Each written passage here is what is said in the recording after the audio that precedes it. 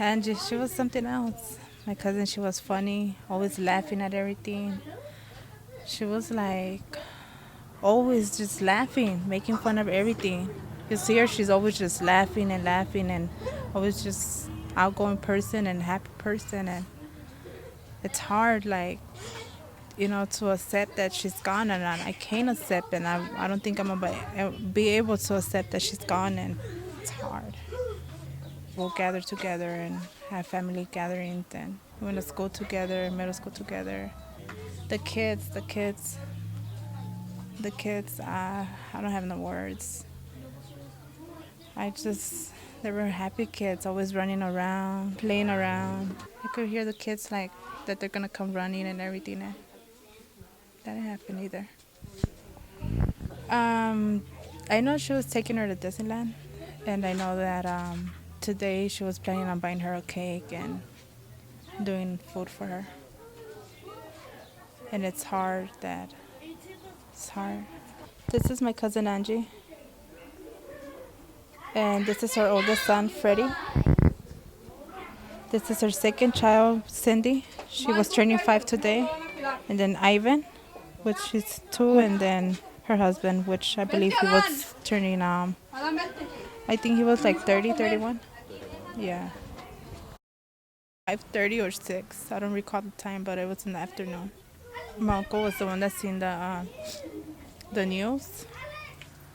And my auntie said that it was weird because Angie will always call her like, hey, we already got here, and she didn't call. My mom told me. My mom just, we were on our way somewhere, and she just called me and just say like, come home. And I was like, why? She was like, you guys need to come here like as soon as possible.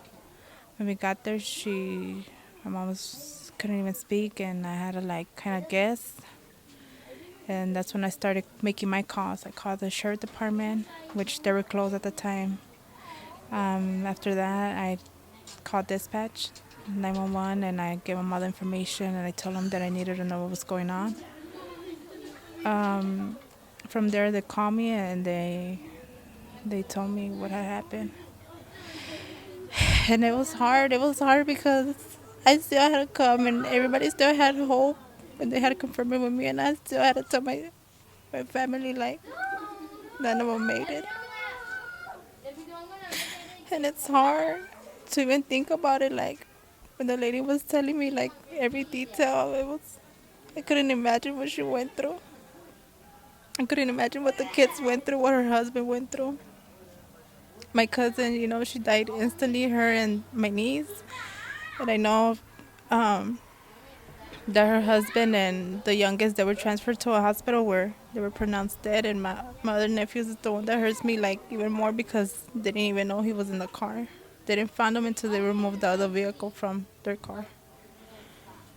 And it's hard because what about if he was alive throughout that time and he was in need of help and everything, and how? We opened an account at Wells Fargo. It's under Angelica Garcia, and if we could get as much help as we can right now, support and everything, because it's hard.